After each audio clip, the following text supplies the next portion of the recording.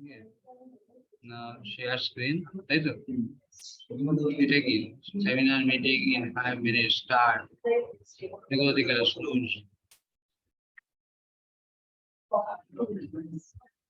এটা মিনিমাইজ করবো না বন্ধ?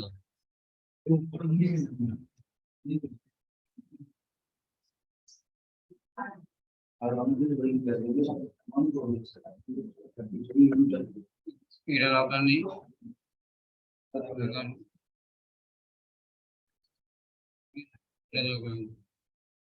এটাকে মিনিমাইজ স্ক্রিন শেয়ার। দাঁড়াও, এখন পরে যাওয়া বসো, যাবা আপনি তো স্টার্ট হচ্ছে। স্ক্রিন শেয়ার করে কোনটা? এইটা তাই তো? বেসিক না অ্যাডভান্স? বেসিক, ঠিক আছে এইটা তাই তো? আগে থেকে ওটাকে রান করে দিতে হবে না পাওয়ার পয়েন্টে? এটা করার পরে শেয়ার তাই তো? এবার আমারটা ঢুকি হয়ে যাবে। আর এটাকে পার্টিসিপেন্ট একটা আছে, পার্টিসিপেন্ট কে আছে? হোস্ট, ঠিক আছে?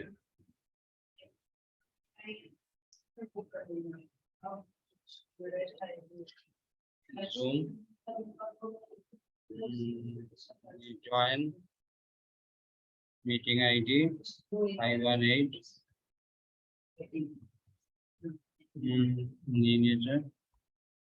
join with personal link name,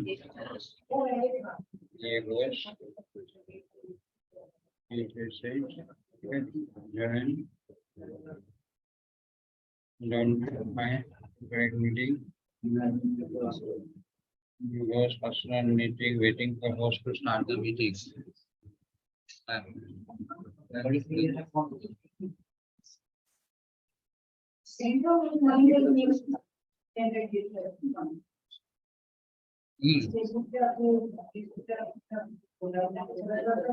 Waiting for host to start the meeting. Start to করে দিয়েছে না, এখানে হচ্ছে personal meeting, waiting for host to start the meeting, waiting for the host.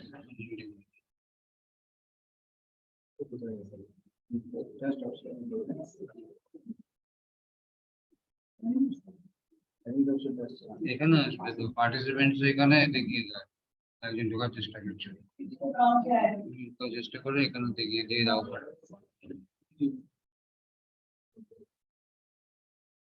Leave meeting, join, ঠিক আছে? এটা ইন প্রোগ্রেস লিভ দিয়েছে, centre for studies on desktop, ঠিক আছে? ডেস্কটপ মানে ডেস্কটপ, ল্যাপটপে তো। মিটিং আইডি 518, এটা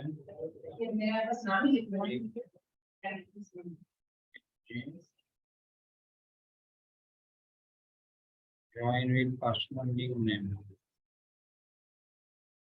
ও এইখানে গন্ডগোল হচ্ছে। 518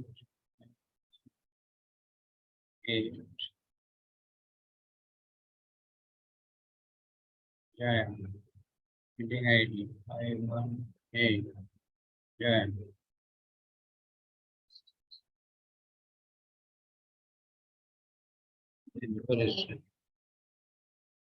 হোস্ট হিসেবে ঢুকে গেছে, হোস্ট হিসেবে, ঠিক আছে?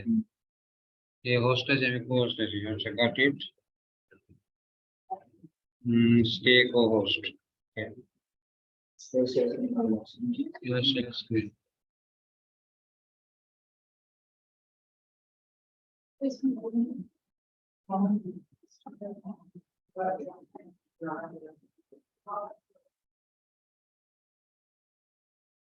এটা চলে যাবে, এটাকে ক্লোজ করলাম, চলে যাবে।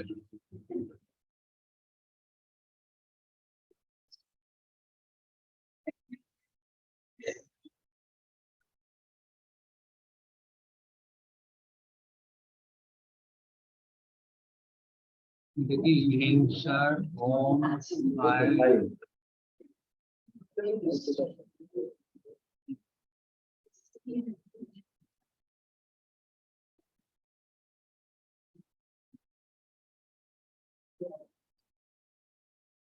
F5.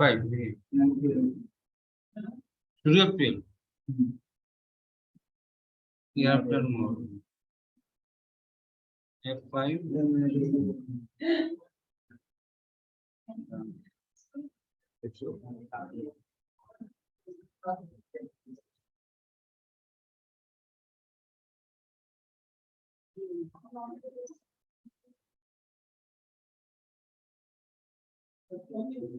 এটাকে বন্ধ করা যায়, রাইট ক্লিক মারো, hide will interview,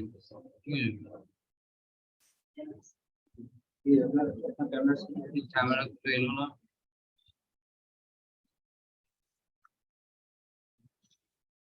share screen করতে হবে নাকি এবারে, শেয়ার স্ক্রিন, এসছে,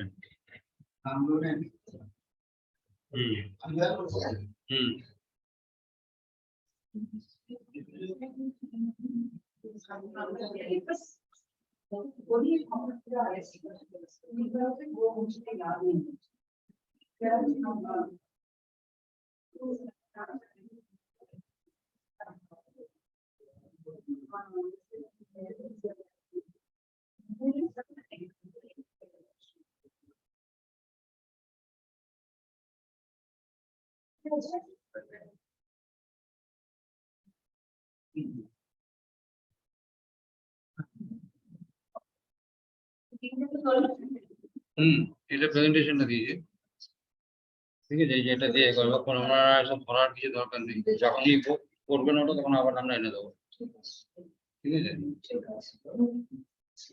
So when you want to put your just sharing and moving and whatever. This is the first slide, no? Yeah. So this is the one left and right. This is just to go up and down. Yeah. PowerPoint. I see. You want to go forward. Yeah. And then you want here. Yeah. Very good. Okay. Between ends. Oh, I see.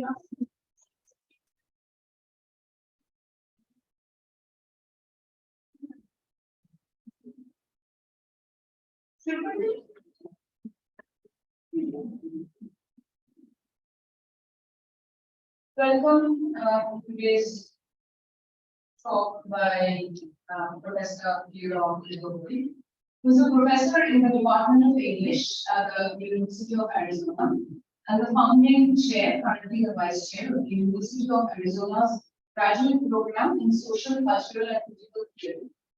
A graduate of the PhD program in World of Thought and Literature at Stanford University. He started the Portland Center for Public Humanities during his time at Penn State University.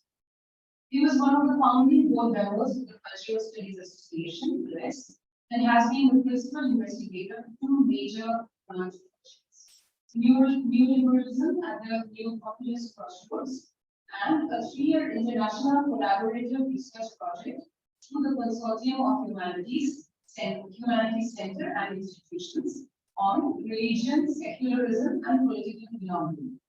He is the author of Rebels, Youth and the Cold War Origins of Identity, 2005, West, and co-editor of Religion, Secularism, and Political Belonging with Elizabeth Bentley, June 2021. He publishes on global American studies, biopolitical theory, critical race studies, and eco-criticism in such journals as Cultural Critique, Minnesota Review, Screen, Interventions, International Journal of Post-Colonial Studies, Mediations, New Formations, American Literary History, and Social Text. He has also co-edited a special issue of the journal Social Text, Keith Edmund, UC Berkeley, on the topic of race, religion, and war. He is currently writing a book on the genealogy of racial power entitled Ensoulment, Inner Life of Race, from Pastoral Power to Racial Capitalism, which is forthcoming from Duke University Press. This year, he is a visiting scholar at the Department of Literary Studies at UC. Very warm welcome. Thank you so much. For the very kind introduction, and thank you all for welcoming me here. Can you hear me okay? Yeah. A little closer. Closer to me? Yes. Okay, how's that? Is that better? Okay. All right. So thank you so much for the introduction. Thank you so much for welcoming me here. I'm really delighted to join you. I'm going to be giving a talk today that emerges out of some collaborative work. Actually, although I'm giving a presentation that's specifically something that I've been working on, I would not take the form that it did without all sorts of work that I've been doing with other people at my university around a project that deals with the relationship between neoliberal economics over the last 30 years, policies that have existed at both global and national levels, and the rise of right-wing populisms around the world. And my background is in studies in the United States, so I'll be giving a talk today that is sort of North American in focus. What I'll be trying to do is provide some preliminary sense of a phenomenon that I sort of as shorthand call right-wing crisis populism. So focusing on Trump in particular, but crisis populism and the way that I'm describing it has reared its head in other places, in the Philippines with Duterte, in Brazil with Bolsonaro, in France with Le Pen, in Turkey with Erdogan. So, it's a modality of politics that seems to be equally at home in the global North and the global South, which is interesting in its own right. The key questions I want to ask concern less how right-wing populisms actually govern when they gain power, but more with the forms of their address. So my questions are more or less as follows. First, what are the nature of the appeals through which they seek to organize hegemony? Secondly, how does the theme of crisis in particular formulate that effort? Thirdly, what genealogy exists for the particular crisis narrative that Trump and other populists have invoked?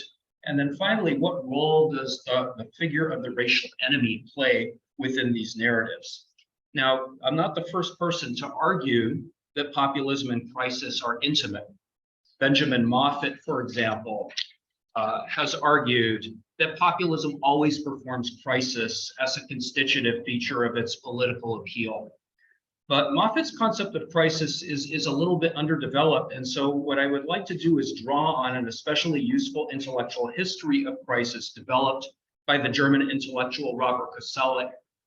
I also would have normally gone from there into an investigation of the problem of prophecy.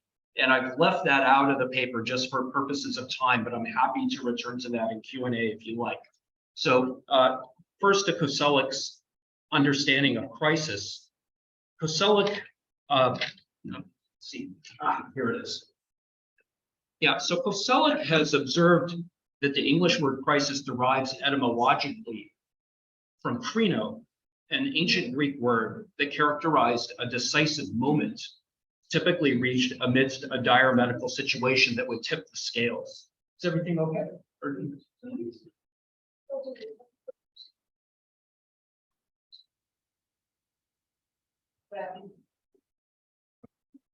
Okay. Okay. So crisis derives from krino in the ancient Greek, and it begins as a term for a medical situation that tips the scales when one will either arrive at a recovery from the medical condition or fall into death. So Crino essentially names the turning point in one's struggle to survive a life-threatening pathology. Koselleck observes that the Greek word also has a politico-juridical meaning. So here, crisis is understood as a verdict or a judgment that once again leads to a definitive outcome, probably a binary outcome. And finally, as we enter the Christian era in the Mediterranean, Crino gathers a theological resonance associated with the arrival of Judgment Day, the apocalyptic moment when the fate of the world would be sealed. What Koselleck essentially argues is that during the early modern period, crisis as a concept evolves into a key element for articulating a new secular philosophy of history with residues of these earlier theological, medical, and juridical meanings. It becomes, he claims, a periodizing concept. Crisis names a threshold of history in which one epoch prepares to give way to another, typically through a decision that will alter the course of human events. So to declare a crisis is to narratively intervene in a historical time by announcing the arrival of a moment when the making of certain decisions will determine the shape of the future. With this framework in mind, I'd like to devote my talk today to a key text from the populist moment in the United States, Donald Trump's closing political ad of the 2016 campaign. Some people would argue that this was the ad that helped push him over the top. And so what I want to do is I want to first show it to you, and then I want to attempt to unpack both the manifest and the latent aspects of its meaning, which I think have taken hold in complex ways across the political landscape in my country. So at this point, yeah, I would like to show a YouTube video that is the ad. Yeah.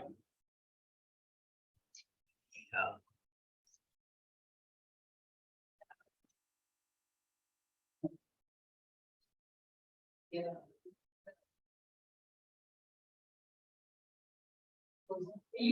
What do I have to do? Okay, so I'll go to the bottom. I go to the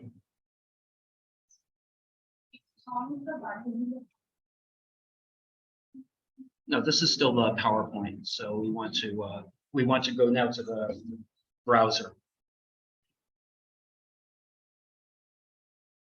Can we just go out of full screen and maybe escape? Here we go. Let's do it this way. So here, yeah, okay.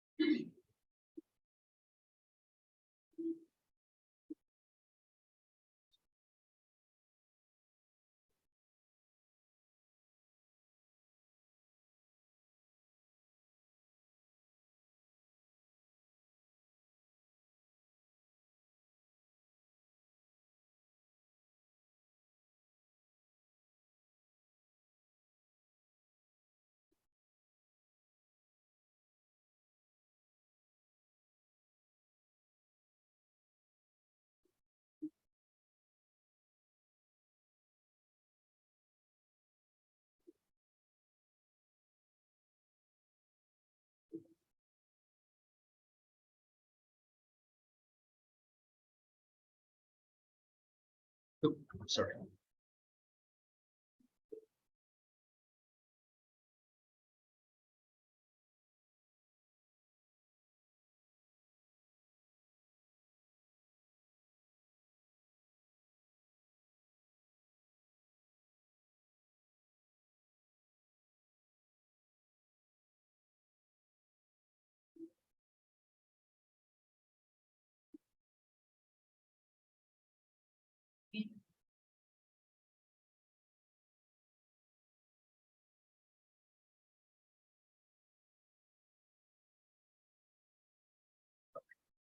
So return to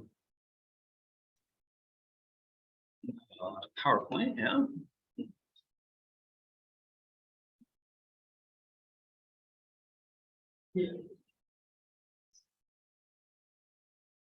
Okay.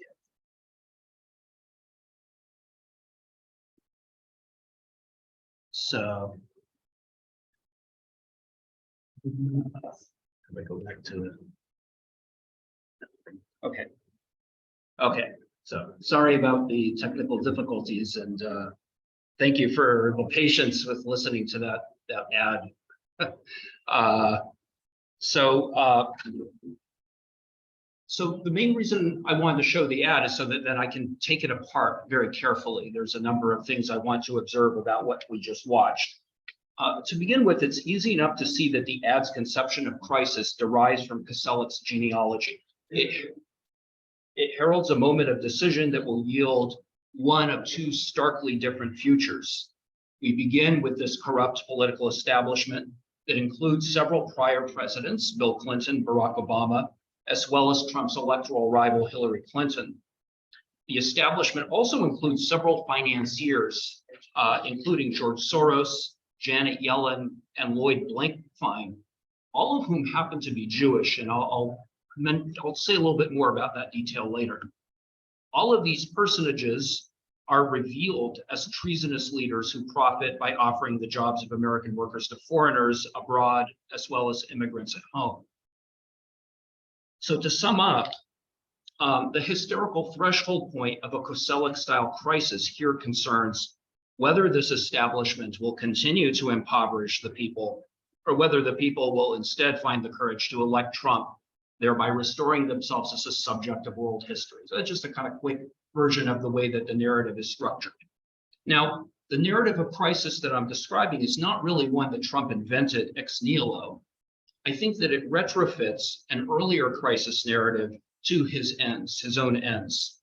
And in the slide I have here, taken from the video, I think you can kind of see where this connection lies, because the ad's wrapped attention and hostility towards multilateral trade agreements and the internationalization of production, as you see in this image of Bill Clinton advocating for NAFTA, the North American Free Trade Agreement, indicates that Trump's crisis belongs to a certain genealogy that traces back to the politics of earlier anti-globalization movements. I think this is a subtle point. But 3 decades ago, there were movements that flourished shortly after the dissolution of the Soviet Union that were responding directly to a heady one world rhetoric of neoliberal globalization, through which people like Bill Clinton, Tony Blair, and other third way political leaders were elected in the West. It's the moment where the World Trade Organization was established, when numerous multilateral free trade deals, including NAFTA, were signed, and a wave of finance capital was freed to chase investment opportunities wherever labor was cheapest, environmental protections laxest, and corporate taxes lowest. And so in response to that situation, the 90s also witnessed the rise of various new left anti-globalization movements composed of activists who favored what they called globalization from below. As left internationalists, they sought to counter neoliberal forms of market integration with universal principles that might have been described as social democracy, environmental justice, etc. So Trump's ad obsessively references this moment. The 90s is critical to the political imagination we just saw with these images of Bill Clinton and NAFTA. But the left opposition movements that existed in relation to Clinton don't appear directly.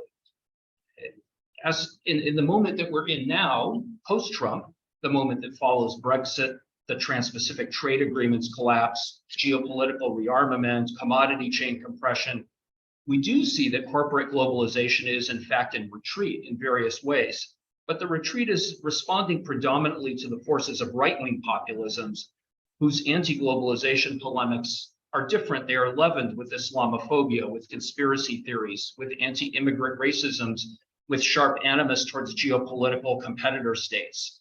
So what might crisis as a concept and as a political rhetoric teach us about the relationship between the anti-globalization of these two moments, the left internationalism of the 90s, the right populism of our own decade.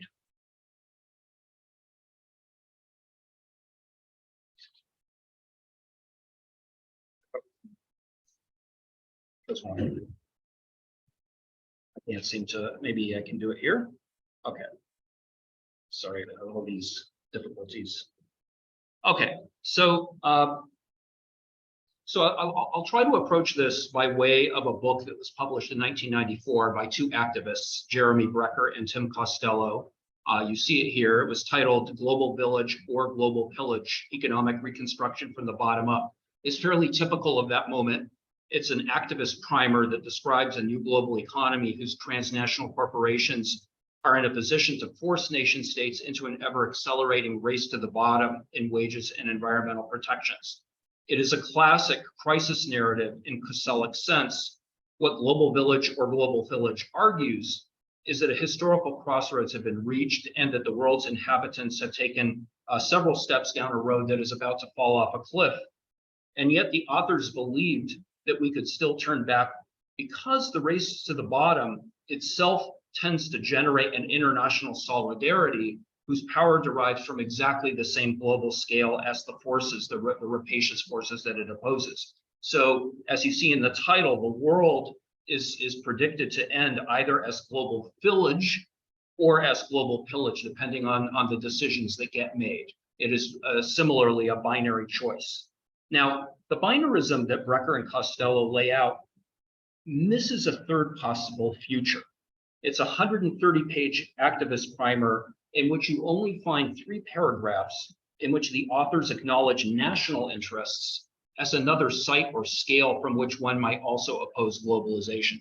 So in those 3 paragraphs, they briefly mention the example of Ross Perot's third-party presidential campaign in 1992, which at that time was the best example of a kind of nationalist anti-globalization.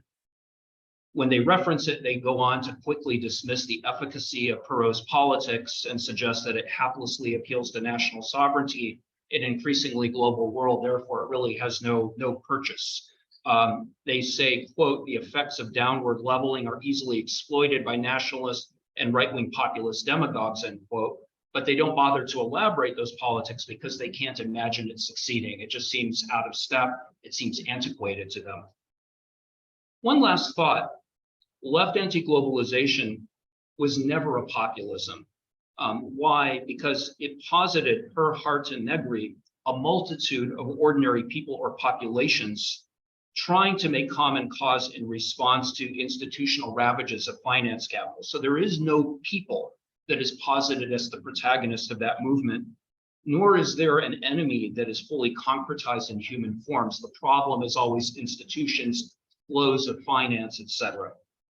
But even in the 90s, this was not the only narrative available for anti-globalist sentiment. If we look closely, a different kind of crisis narrative was already finding political purchase. Consider Amy Chua's 2004 book, World on Fire, where she tracked a certain form of violence, ethnic violence, that was increasingly threatening those she called market-dominant minorities, that's her term, in different parts of the world. Diasporic Chinese in the Asian Pacific, Jews in post-Soviet Russia, South Asians in Africa. In Chua's analysis, populations for whom economic globalization implied growing impoverishment were developing a different kind of politics that expressed their grievances through the targeting of local minorities, apparently benefiting from the new international flows of capital. What Chua essentially discerned was the inchoate emergence of a new populist crisis narrative. This articulation was greatly sharpened in the aftermath of the 2008 financial crisis. As major states in the global north acted quickly and generously to bail out their big banks, only to inflict shock austerity on their own populations, following the subsequent economic contraction, they provoked a broadly anti-capitalist backlash that took divergent political forms. And so I use anti-capitalist in a very broad sense that doesn't specify its political valence. On the left, You see various Occupy and Indignado movements. You see new electoral forces emerging, Syriza in Greece, Podemos in Spain, the Bernie Sanders movement in the United States. And I want to pause for a minute and think about the way that this new progressive surge differed from the anti-global left of the 1990s, precisely because it adopted a national as opposed to an international tone. The political crisis that was being underscored was less a global race to the bottom driven by trade deals and more an imposition of national austerity on a national 99% so as to protect the bankers. It became, in other words, a left populism. This populist turn was even more emphatic, as we know, on the right, where we see the Tea Party in the United States deadlocking the Obama administration, and where we see the rise of right-wing economic national parties, UKIP in Britain, the AfD in Germany, Beppe Grillo's five-star movement in Italy. So right-wing populisms, I think, were pretty clearly advantaged over left ones by a variety of forces. The Islamophobic sentiment unleashed by the World Trade Center attacks, compounded by the subsequent global refugee crisis that followed the collapse of the Arab Spring movements. These various forces weakened left internationalism by undermining its presumption that, quote, we are all in this together, is sort of the premise of the 90s internationalism, and the idea that a growth in common interest should produce a solidarity in its own right. So instead, as I will explain, right-wing populism came to personify capital in the image of the international elite, whose liberal rhetoric of tolerance surreptitiously betrays the people whom it replaces with cheaper foreigners. In prevailing theories of populism, including those derived, and particularly those derived from Ernesto Laclau and continued by Chantal Mouffe, populism depends not only on collective identification around the people, but also on a political narrative that presumes antagonism. Populism always posits an adversary that stands between the people and their unmet demands. For Mouffe, right-wing populism may blame the immigrant for the nation's ills, but it nonetheless expresses genuine unmet demands that would be politically productive if they could be redirected instead of a proper adversary. The forces of, for her, what she calls post-politics, by which she means the tendency of a kind of neoliberal bureaucracy to relocate most important economic decisions outside jurisdictions that allow for political debate. So it's post-political, and it needs to be redirected towards those post-politics. The problem with Mouffe's analysis for me is not her theory of populist antagonism, which I find useful, but rather its inability to explain how that antagonism comes to personify or embody the obstacle to the political demand. And so here I found very useful a return to Foucault's germinal work in the Society Must Be Defended lectures, where he explored how the language of race and race war constitutes a genealogy for analyzing relations of power and force by positing an occupying power, an occupation that conceals its enmity behind the glorious image of a peaceful imperium. I want to suggest that the trouble with populism lays less with its conception of a purified peoplehood than with its proliferation of political enemies. I would like to combine this Foucauldian perspective, however, with Moishe Postone's illuminating account of Nazi anti-Semitism as a racialization process inextricable from the fetishism of commodities that Marx considered intrinsic to the value form. So that's, I know, a very complicated and abstract formulation. I'll try to move through it in a way that maybe makes clear what I think is at stake. So let's take a moment to unpack the function of the enemy in right-wing populism. Okay, it begins, and we're here referencing the Trump ad again, with an adversary that is actually shared with left-wing anti-globalization. The concentrated power of Wall Street, NAFTA, the WTO, the EU, the UN, institutions that are essentially associated with global economic governance. And so it begins with a narrative of binary conflict that was employed by left-wing anti-globalization kind of, a multitude versus the 1%, the 99% versus Wall Street and the international regime. But right-wing populism complicates this narrative. It dramatizes this conflict by way of 3 characters rather than 2. So here, trying to image for you the triangulation of populist enmity, it still begins with a people who are facing a crisis that has been precipitated by the institutional power of elites. But then it introduces as the object of elite disloyalty a crucial shifting third figure that triangulates the elite popular relationship. This shifting third figure slides along the spectrum, stretching from mere competitor to explicit enemy. At different moments, the position can be occupied by the immigrant, the racial minority, the geopolitical rival, or even the terrorists, with lots of blurring between these valences along the way. We could call this third term, more or less synonymous with the Foucauldian figure of the racial invader, except that contra Foucault's binary story of race war, here it is the elites who actually wage war against the people by means of a racial enemy. Right? While it is true that the third figure endangers the well-being of the people, it is the elite that permit that danger to find entrance into the polity for the sake of the money and power that it facilitates. One effect of this triangular narrative is to neatly deflect populist anger away from elites qua elites. The problem is not a concentration of power per se, the problem that they are 1%, but only the corruption of their motives, what this 1% wrongly intends. Right-wing populism essentially promises to usher in a loyal elite in racialized national terms, one that will not privilege the foreigner, the Mexican immigrant, the Chinese business partner, perhaps the Muslim terrorist.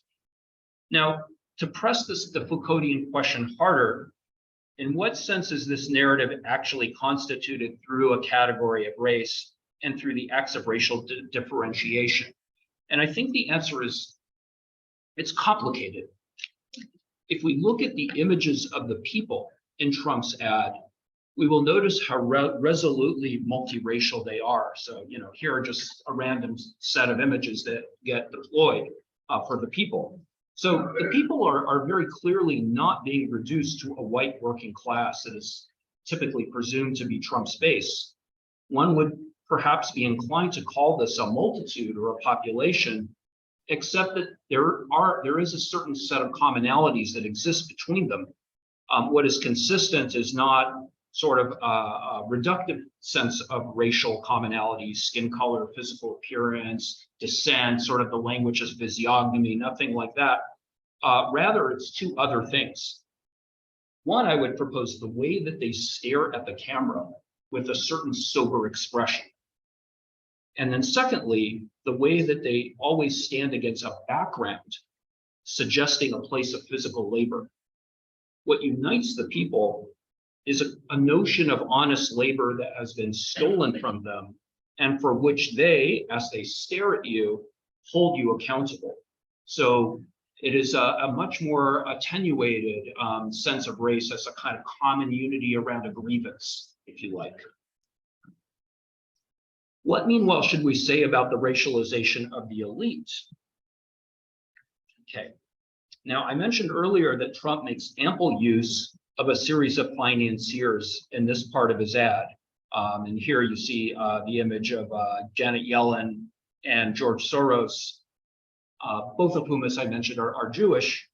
And if the Jew sort of always been a very complex and interesting racial figure, because the Jew operates in a way that diverges from the conventional understanding of the color line in the United States. In the aforementioned analysis of Nazi anti-Semitism, Moshe Postone has observed that, quote, the power attributed to the Jews by modern anti-Semitism, abstractness, intangibility, universality, mobility, are all characteristic of the value dimension of the social forms analyzed by Marx, end quote. So what is Postone up to? He is emphasizing capital's dual nature. On one side, its thingly status as the machinery of industrial production, which the Nazis tended to celebrate as the vigor of the nation. But on the other side, the abstract, intangible quality of money as it magically produces more of itself. According to Postone, the Jew personified for Nazism this otherwise impossible abstract power. The hatred of money, capital, and its destructive capacities born of Weimar inflation and post-war reparations took the form of the banker constituted as pure racial difference. So like Foucault's race war, Postone's account of the discourse of Nazi anti-Semitism concerned the invasive occupation of an alien power. There's something these two analyses share, but the power in Postone's analysis, the power only took human form to incarnate an otherwise intangible will that can be described as what money wants, money as will, as somehow a kind of intangible will. The Nazis promised to liberate the productive thingly aspect of German industrial capital from the alien power of finance, and they achieved this politically by pseudo-concretizing finance in the form of an international Jewry that can actually be eradicated, kind of through genocide. Trump's corrupt establishment bears some crucial affinities to this account of Nazism's international Jewry. In part, yes, because Trump finds the people's enemies among Jewish bankers. So I think there's a kind of element here where that game is being played. The faces of Soros and Yellen, however, also alternate with other kinds of faces, those of Asian and European leaders, as well as those of the Clintons and the Obamas, right? Like here's sort of some of those images. So I want to stress it's not, the crucial point here is not the identification of Jews as financiers. It's, in fact, I want to suggest that it's the non-human images that most vividly connect Trump's polemic with the Postonian analysis. I'm referring to the rotating views of $1,000 bills, to the visual flow of stock prices, and even to the superimposition in the bottom image on the right of money on the map of the United States. All means through which the ad depicts an alien and hostile power that seizes and occupies the nation, the people's nation. To the extent that bankers, politicians, and finance ministers all embody abstract capital, we could say that Trump's ad is less engaged in an explicitly anti-Semitic program, so much as it is articulating kind of a hegemonic effort through a logic of anti-Semitism, using race in the sense of putting a human face onto a threat of impersonal domination. So whether or not one hears the dog whistles that link the Jew to the establishment's conspiracy, the viewer will certainly see the conspiracy as a stab in the back of the American worker. That's what will always be kind of read here. Race here serves to identify the elite as the financial enemy. Postone's model, however, needs to be supplemented in order to account for the equally important third figure I was talking about in the triangulation. Typically, the non-white alien laborer who undercuts the employment of Americans by working so cheaply, whether inside the United States because they have illegally crossed the border, or abroad in Mexico and China as a result of bad trade deals. This laboring racial competitor harkens back to the 19th century yellow peril in some ways, the job-stealing threat of so-called Chinese coolie labor. There's a tradition of this kind of threat of the laboring body in American politics. But I would not recommend reading this worker, this non-white or foreign worker, as a concretized figure or as an embodied enemy who stands as some kind of antithesis to the floating abstract threat of the money elites. So you'll notice, for example, that in this image, and the images of those who will steal American jobs, you first get this image of the worker in the Asian sweatshop, but immediately thereafter, you will get this image, which is an entirely automated factory with, if you look very carefully in the upper top right, you'll see a couple of hands sticking down. So there is some kind of worker there who is just barely visible. What these images serve to remind is that in Marx's account, it isn't just capital that is two-sided, abstract and concrete, but also labor, which takes specific physical forms to produce specific use values, but also is abstracted by capital into a quantum of value measured in time. The foreign workers' threats rest not in the work that they do, but rather in the reduced wage they accept for an hour of labor, which is another way of saying that the threat inheres in how the value form itself is congealed differently in their activity. The empty automated factory endangers the American worker just as much as the labor-intensive factory bursting at the seams with foreigners. Race here names the population, however large, however small, associated with a rival process of production that outcompetes America and shutters its factories. No less than the Jewish banker, the worker of color, or the worker who kind of administers the automated factory, concretizes the threat of an abstraction, though here focused on the relocation and reallocation of labor rather than on the withdrawal of capital. The triangulated narrative of right-wing populism in this sense is always a racial concretization that converts one's impersonal domination by the value form into an experience of betrayal by one's human enemies. I've covered a lot of ground. I want to end with just one last observation, if you will, humor me. I want to reflect for a moment on the paradoxical relationship of Trump's political rhetoric with the neoliberal model itself. We've seen that Trump's appeal relies on a revisionary form of anti-globalization politics from the 90s. Is this revision tantamount to a right-wing rejection of neoliberalism itself? And obviously neoliberalism is used in many different senses. Here I mean it as a sort of a kind of emancipation, if you like, of the production process to sort of move in a kind of global direction. And I would suggest that the answer is both yes and no. So consider that Postone's point that Nazism only expressed hostility to the abstract financial side of capital. Its concrete aspects, industrial production, the factory, labor, these were all patriotically celebrated as the essence of the fatherland's greatness. In a similar vein, to make America great again, Trump offers himself as the embodiment of the concrete side of capital. So he will not be the financier who betrays, but he will be the businessman with real property holdings, real estate, who employs people and brings production back to them. More, in seeking the presidency, he reimagines the nation itself as the Trump corporation. The people become the company's employees, and the geopolitical deals that he will cut appear as the equivalent of business deals that will employ his workers. So unlike Bernie Sanders' social democratic populism, Trump does not present neoliberalism as the instigator of the crisis, but instead as its solution as well, right? It's a problem, but it will also provide the solution to the problem it has created. To do that, he must shift neoliberalism decisively towards a microeconomic logic.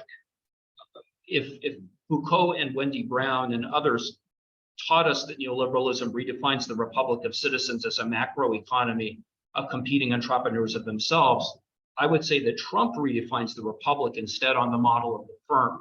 The entrepreneur of oneself still exists, but he is only now writ large as Trump himself, as a kind of Uber entrepreneur who will use the brand to generate on all our behalves stronger revenue streams.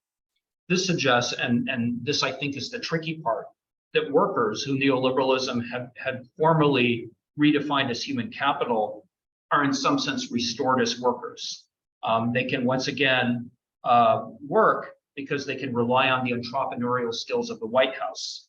Trump's deals are meant to represent the concrete side of, quote, our capitalism, a nationalist business leadership unafraid to challenge America's enemies, whether they are geopolitical rivals who want to best us, laboring racial others who want to undercut our wages, or terrorists so beyond the pale that they don't care about making money at all. But what this means is that the crisis narrative that gets employed is one that suggests that absent the terrific Trump leadership, America Inc.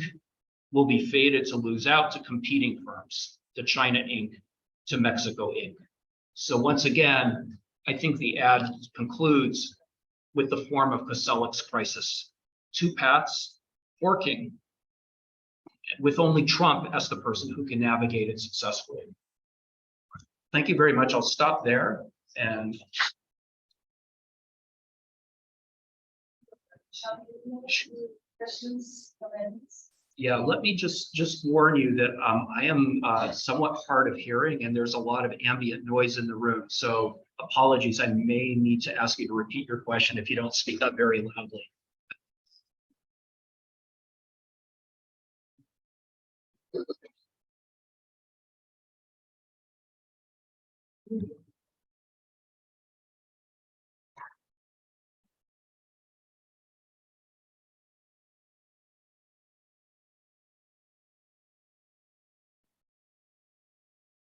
So, thank you very much for this presentation.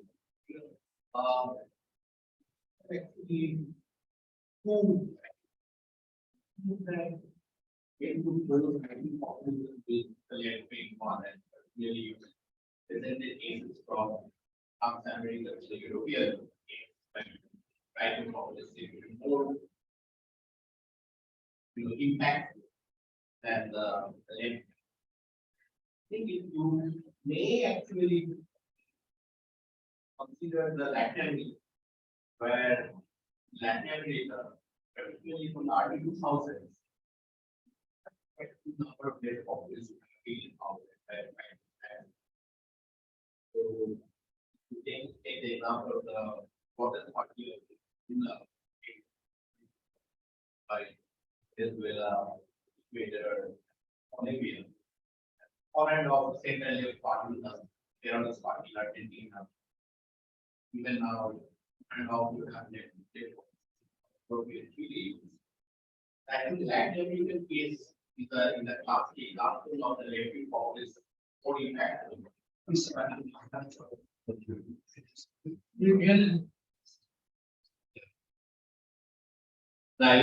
saying that when you were comparing the left versus right wing populism, and you presented the case of Trump's America with that of European, then you're absolutely right that in the United States as well as in Europe, the right populists are more successful in the sense that they are no impact. But you may consider the Latin American case where you have a number of left populists who have been successful in Latin America. We start with what was started in early 2000s, then followed by 2002, I think, power, and then followed by Venezuela, Bolivia, and Ecuador. And on and off center left parties, the Socialist Terrorist Party in Argentina. So, and on and off even in Chile and Colombia. It's a little way, I guess. I think there is a continental variations of different type of populism. So in that sense, populism is national at the same time it's also international. Your strategy. You made us consider it. It's just a comment. My question is that it's interesting that how Trump, who is the inheritor of real estate magnate, runs casinos, which in Marxist sense the classic human capital. And he becomes a kind of embodiment of the popular vision. Now, but at the same time, Trump was also convincingly defeated in the last election. Now, whether America's big corporate capital also has a major role to play in both Trump's election as well as in defeat, because after a couple of years, it was quite evident that the big corporate were facing losses because of Trump's immigration policies. So whether that has a role to play, because in the stories of populism, we do not actually quite make an intricate analysis of corporate capital what does corporate capital play? We just say that corporate capital is some kind of an antagonistic frontier of people. But whether they also have a role to play in the making of policy, that is something which Shall we take? Okay, yeah, thank you for those observations and for that question. So I think you raise a very good point. There is I think I made a certain simplification in suggesting that left populism tends to operate along a binary narrative and right-wing populism in a triangular one, because in a lot of the examples that you were kind of mentioning, Venezuela, now Nicaragua, what you find there's a triangular narrative there as well, right? How does that work? I actually go back to the Foucault lectures in some ways to think about that when he ends the lectures with an aside that socialism never really escaped the discourse of race war. And what he suggests is that the racial kind of threat in the socialist sort of tradition ends up becoming the enemy of the revolution. I think that you see that happening in certain cases of left populism, particularly once it takes power. Then you have a revolutionary government that sort of understands itself both as sort of dealing with a kind of international regime and that sort of functions as the elite, and then also internally with enemies of political enemies that sort of function in that kind of third position. So that's absolutely true. And I think when that happens, left populism becomes extremely repressive, right? So we probably need to think about how to analyze the politics of left populism in a more nuanced way. And I thank you for bringing that up, because that probably is something I should spell out more carefully. I think it also that observation suggests something about why I think it's important to bring in a Marxist analysis that is attentive to the dynamic of impersonal domination, because there is a way that the Marxist tradition can be read as a sort of a story of class conflict within divisions of labor. And class conflict, right, is always a story of two figures kind of locked in combat. Whereas the tradition that comes out of value analysis that Bastone represents will suggest to us that it is actually a kind of reification. The moment you turn the impersonal kind of power of capital into a person, a class, a population, you've already kind of engaged in a fetishizing process. I think the tendency of certain left traditions of politics to do that, to move in that kind of fetishizing direction, is precisely what allows right-wing populisms to, in a sense, seize the mantle of anti-capitalism. Now, I'm not saying I necessarily know the right way to sort of try to articulate a politics, but I think I see a problem there that we would probably need to address for sort of successful kind of left anti-capitalism.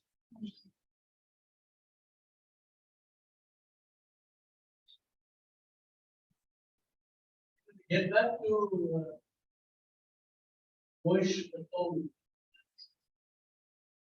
and slide here. So one of the differences from the 1930s to present. Clearly, in the 1930s, manufacturing is still the principal mode of profit making. Right? Yes, there was a financial. But compared to the situation today, for instance, the economy like this. It's the financial sector where largest volumes of profit and manufacturing and compensation for workers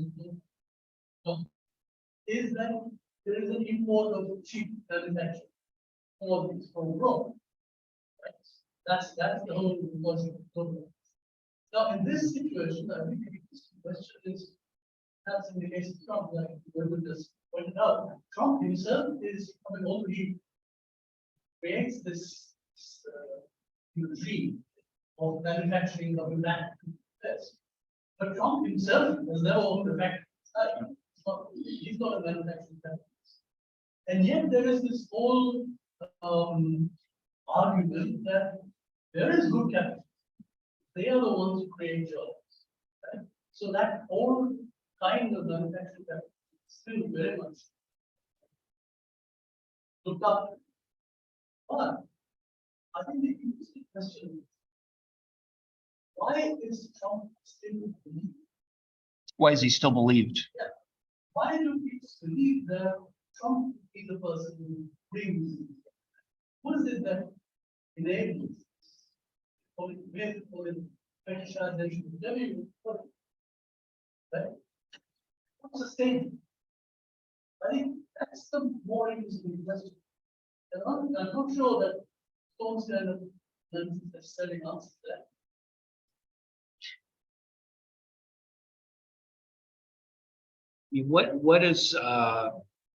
What is shared between the moment of the 1930s and the present? You know, I mean, you're right.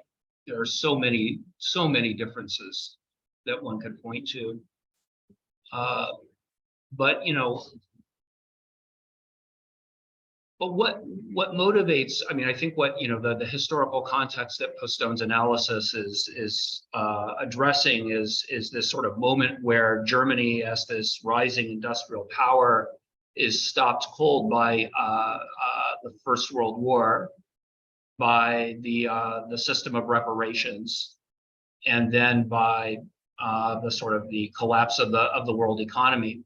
So it's true, actually, that Germany experiences a sort of collapse in its industrial capacity in the 1930s, and then sort of seeks out a face to put on the sort of that which has kind of caused this to happen. For all the differences, there is something in common with what has taken place in the United States, I think. I mean, it's a completely different moment because the United States is not a rising industrial power, it's a declining one. And you're right, there's very little industrial production at this point in the United States. Nevertheless, it is kind of within people's memory that industrial production existed, and particularly in the parts of the country that are most attracted to Trump. These are people who remember their parents having good paying industrial union jobs, and who see that those jobs no longer exist, that production has moved offshore somewhere else, and they want to they need a way to account for that that isn't going to rely on an extremely sophisticated kind of explanation of why reduced wages somewhere else causes capital flight, is sort of like driven by kind of macroeconomic forces. What Postone's analysis suggests is that they will try to personify the will that chooses or elects to move that has moved industrial production elsewhere. But why are people continuing to be attracted to Trump? I think they find his claim that there is some social class or group of people who have willfully chosen to move the job somewhere else out of malice rather than out of sort of mere kind of the sort of the mere tendencies of kind of capital to always seek to kind of maximize its own accumulation. That's what they sort of are kind of look to him for. They admire him for identifying a corrupt political elite who can be blamed for this, and who can, and for someone who provides them with someone to be angry with. So I think in that sense, there is something shared with the 30s, despite the very, very different historical context and the very, very different sort of relationship to industrial production that you see in Germany and the United States. That same need to personify the problem of it. No, but is there a very good sense in which you could actually, that Trump, for instance, he made these choices, force General Motors to bring manufacturing back, right? And that if Trump had power, he would be able to do so. Now, in a sense, that was what the Nazis said that we are going to do it, right? And there was that incredible narrative there that if they would be able to exercise legal powers they had, in fact, force essentially financially to shell out various or to strain.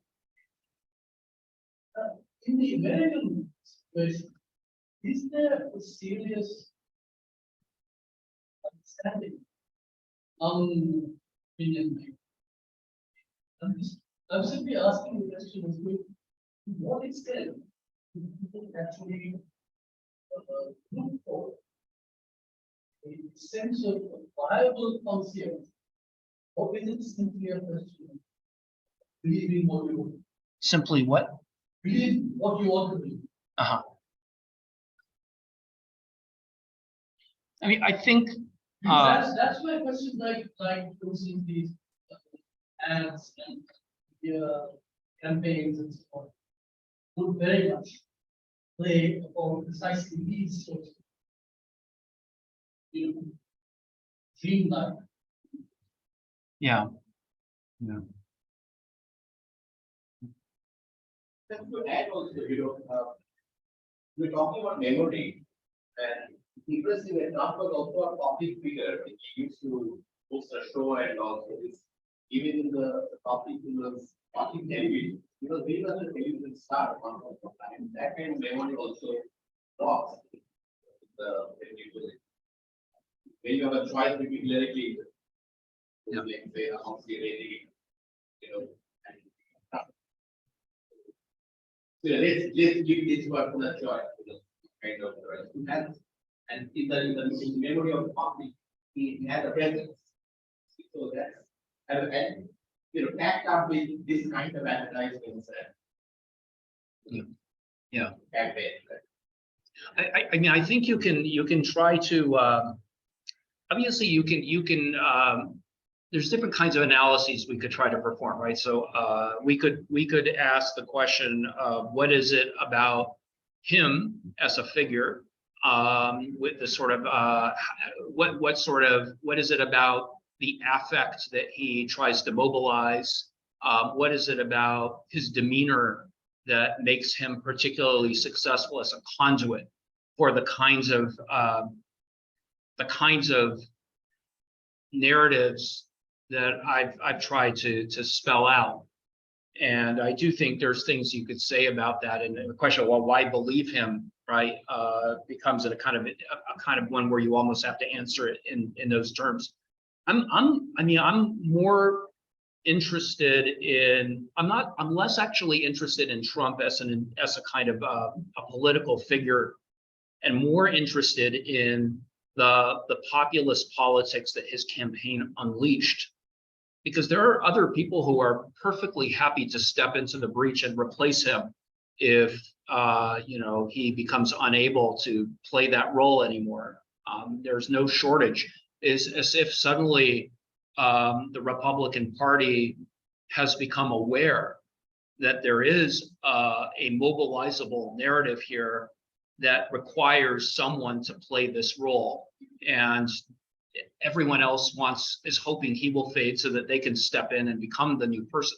So I think it's more important to understand the larger, to sort of understand the structure with Trump only as a kind of, a temporary placeholder, because these politics are not going to go away once Trump does. Just, it's not him, nor is it even his particular media savvy that makes this happen. It's a kind of a larger form of political resentment that is seeking a human form to use to hold accountable the kinds of historical and political changes that have taken place.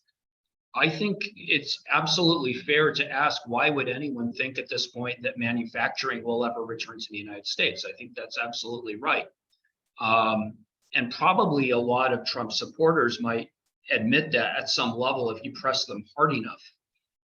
But nevertheless, if you can make the argument that the reason manufacturing has left the United States is because there is a corrupt political elite which has chosen to throw in its lot with other populations rather than with the people, then at the very least, even if you have no real expectation of manufacturing returning, you at least get to punish the people who have tormented you.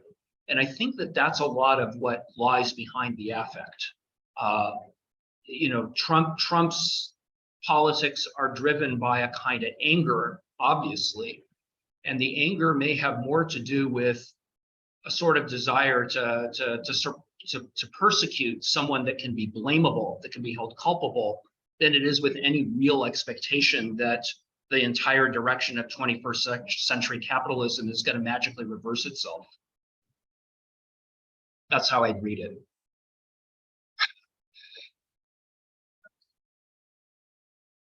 So to what extent is this anger fueled by the religious movement, by religion and the Christian right-wing movement, and what role do you see that? Because a lot of Trump's replacements, potential replacements, also draw a lot of their support and their power from that discourse, whether it's DeSantis, whether it is Ted Cruz and all the others. So,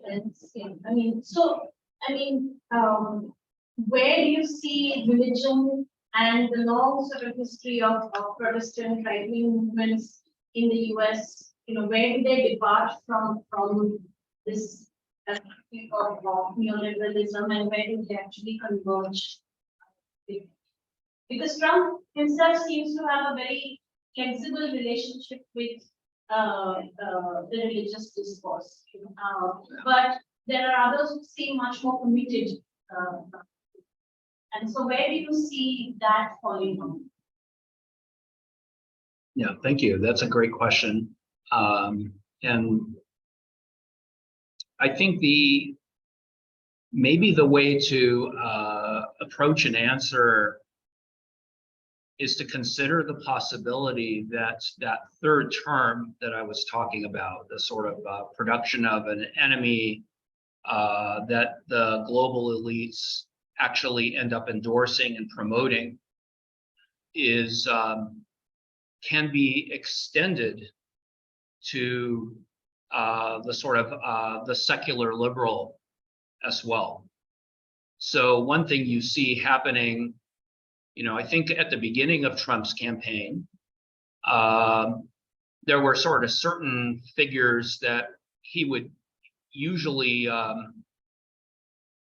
seize upon to kind of indicate kind of where inappropriate sort of like elite energies are kind of located, and that would be particularly immigrant. I mean, very focused, as on the border and on kind of the migrant as the sort of like the kind of outcompeting laborer.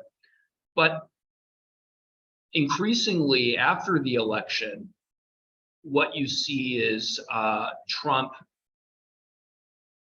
referring to the Democratic Party itself as a kind of internal enemy, right? So party politics also gets recast in the language of war. And that language has a kind of resonance for Christian evangelism because you know, one thing you absolutely see when the demographers kind of explore these things is that the percentage of the population that self-identifies as Christian is going down very, very fast in the United States. And that too, a little bit like kind of deindustrialization, can be seen as something that elites are facilitating. And so producing kind of more and more of these secular kind of populations through the laws that they pass around sexual politics, around the rights of sort of like secular neutrality of the state, those sorts of things. And so Trump also gains a certain political leverage by producing the Democratic Party as a kind of a secular threat to the country. And I think that's where he and the kind of the Christian right sort of make common cause, if that makes sense. Yeah. They don't necessarily, in other words, they're very clear. They obviously know that he's not religious in any way, but they see him as someone who is willing to stand up to secular elites and try to, quote, return the country to a kind of a Christian, what is now essentially a Christian minority. It gets very dangerous when that happens, because at that point, once party politics becomes reduced to warfare, you begin to sort of break down the entire the mechanisms of liberal democracy, right? Where party politics is supposed to be a sort of a space of the domestication of political antagonism as it's sort of channeled through electoral process. And instead, you sort of see this as a kind of form of open warfare. And the language of electoral, that elections are being stolen, is another way of saying the election is just simply another weapon on a battlefield that's being played. That's, I think, kind of been his strategy.